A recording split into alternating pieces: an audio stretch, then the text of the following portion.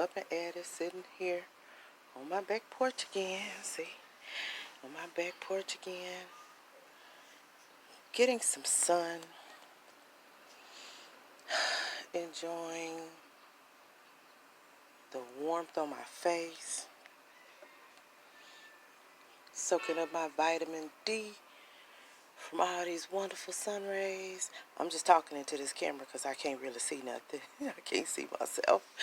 Anyway, I don't know, felt a little inspired to talk to you sisters, my sisters, us as women. I was listening to Jill Scott. She was telling a story about her grandmother and how her grandmother had lost not just one husband but two husbands. She was a widow twice, and she was talking about the remarkable strength that's in us as women. And I agree with her. Some of us have taken so many hits, have gone through so many traumatic experiences that we have had no choice but to be strong. We've had nobody to do the heavy lifting. I know, for myself, I lost my husband, and the way that affected the rest of my life, even up to this day, I've had to carry it all by myself.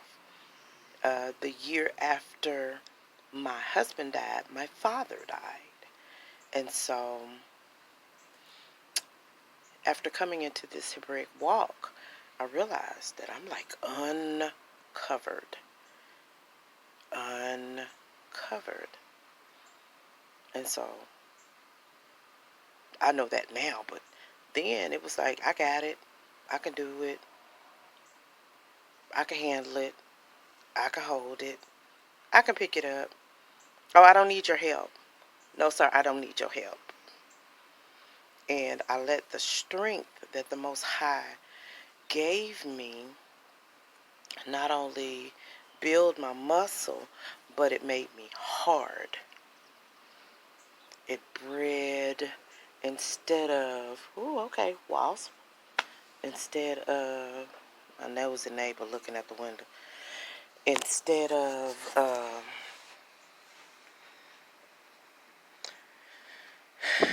of me cultivating my feminine traits, I began to be a little bit more masculine than I needed to be. And bought and paid for that lesson. Real talk. Alright, let me move around because folks are looking all out the window trying to see what's up. Nosy, I swear. Anyhow, I just wanted to say, it's okay to be strong, but don't let your strength make you hardened to the fact that you are a woman. And that as a woman, sorry about that. It's finna be loud because this AC. Anyway. Alright, sitting on my front porch so they can't see me. Anyway, we have to be aware that the heavy things that we carry can rob us of our femininity, can rob us and keep us from being soft, keep us from knowing how to be led, how to be covered, how to submit. I know, sisters, y'all don't want to hear that word, but you can either lead yourself or you can submit to proper leadership. Two choices. There is no all of the above. It's either A or B. And trust me, it's hard out here. I don't know what that song came to my mind. I'm sorry. I'm a little cuckoo. My coffee kicking in. I heard hard out there for a pimp. I'm not a pimp. However, it's hard out here for a sister by herself. I mean, have you ever had to move furniture? My brothers, collectively, my biological brothers, one lives in Arkansas. I don't live in Arkansas anymore. And the other one lives in Kansas. So have you ever had to move furniture by yourself? And if you don't, you probably pay a mover when you're used to doing it by yourself. Let me tell you this quick story, and then I'm going to go. I remember I was in a relationship with this gentleman. I pray he rests in love. He's passed on. I was in a relationship with this gentleman, and I had been so used to being single and handling my business for myself, by myself, with myself, that I did not know how to be the woman and move out the way so he could be my man. That's probably part of the reason why we never went further than courtship. Nevertheless, back to the story. I'm driving Ford Ram truck. Not Ford. Dodge Ram truck. Ooh, I like trucks. I like trucks. And I think that's bred into me from having to move furniture and knowing I couldn't rely on other people. I had no one to cover me. So it was, hold on, here comes the trash truck. Let them turn the corner. There they go. Anyway, so I went to go take my son to school, drop him off at school. This is a few years ago. He passed on in 2018. No. We broke up in 2017. He passed on in 2019. Anyway, so this may have been 15 or 16, 2016. I think it was 2016. Anyway, I go to take my son, go outside to take my son to school, and I got a flat. The only thing I could think of was I got to get this boy to school and I got to get this flat fixed. I was blessed that it was my day off. I didn't have to go on any of my campuses that day. So I got busy. And just so happened my aunt called me and she said, "What you doing today?" I said, "Well, kind of stuck. I'm trying to figure out how to get a tire fixed so I can get the boy to school and, so I can go about my day and run some errands." She said, "Oh, okay, I got you." So she sent her husband, my uncle, over to the house and he fixed my flat, took my son to school, and I was ready to go about my day. And so what I did, being, social media savvy, I have a few platforms, and so I put on I think it was Facebook, that Papa was the real MPV. He came and fixed my flat, and I took a picture of the flat, and this, that, and the third, and then I got a phone call. My phone rings, and I answer it, and it's the dude that I was dating. And he said, "How you doing?" And I'm like, "I'm good. How are you? You having a good day at work?" He said, "Yeah, but I'm a little perplexed." I was like, "What's up?" He said, "Who am I to you?" I'm like, "I don't understand your question. Aren't we dating?" He said, "Yeah, but who am I to you?" And I said, "Okay, I guess I could say you're my man." He said, "So if I'm your man, why I got to find out you got a problem on Facebook?" Ooh, that check was hard. And you know what I did? I could have went like, well, you at work and da da da da and da da da da and da da da. But something deep inside me said, you know what, he right. And so I said, you know what, you're right, and I apologize.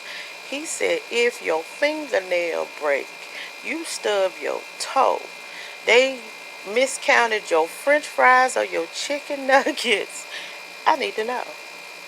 Oh, yes, sir. Yes, sir. I could do that. And then I told him, you know, my husband passed away a long time ago. And this is a kind of retraining because I haven't had anybody come into my life who was serious about being a man to me, being someone who wanted to cover me in any way other than lay his body on mine. And I'm blessed to say that did not happen between me and that gentleman. I had come into the realization of who I am, real talk, and began to walk circumspectly before the Most High. I'm not a fornicator. I'm not a whorish woman. Like scripture say, yeah, and such were some of you, such was some of me, but I've been washed, and I'm grateful for it. I said all that to say, don't let what you're going through, what you're dealing with, what you have to carry, make you so hard that you don't know how to be uh, yielding in your strength. And what I mean by that is soft and feminine and strong. We can be all of that. But when we have provided someone to carry the things for us, we got to let them do it. I remember back in the day I was having to be so strong that tears were not a thing. I became, I don't want to say emotionless, but I didn't cry. I went 4 whole years suppressing all of the feminine energy that the Most High, Yah, provided me. I didn't cry. I ain't argue. I said what I said. I even shopped like a man. I didn't care what it cost. If that's what I want, I'm getting it. Whatever.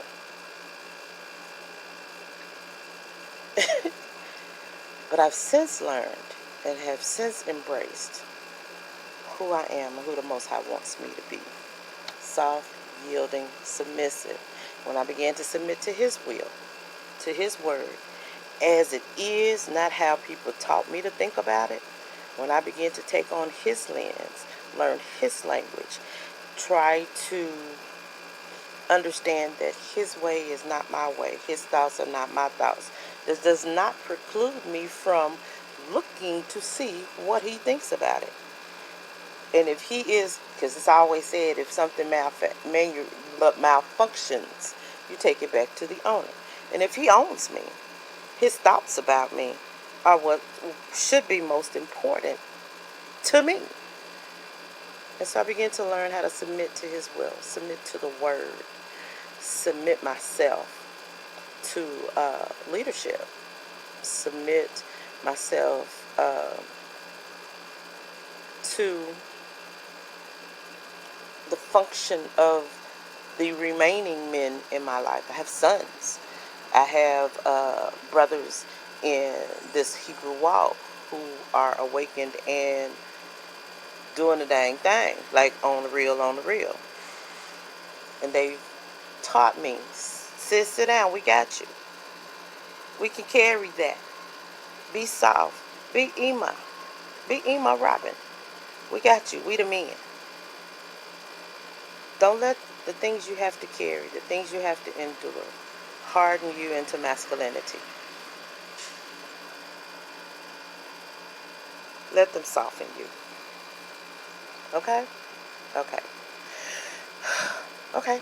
When I do that deep breath, the inspiration thing kind of leaves. It's leaving, so I don't want to keep blab. See, I can't even talk now. Babbling on and saying nothing. Hopefully you found some value in this video, and if you did, do me a favor and like the video. If you like the video, Facebook will, not Facebook, YouTube will share it a few more times and put it in other spaces. Subscribe so that you can get the notifications to when I post. Share it. If you really found value, share it with some other people. Maybe they can find value here too. Nevertheless, I love you guys, and I will see you on the next video. Professor out.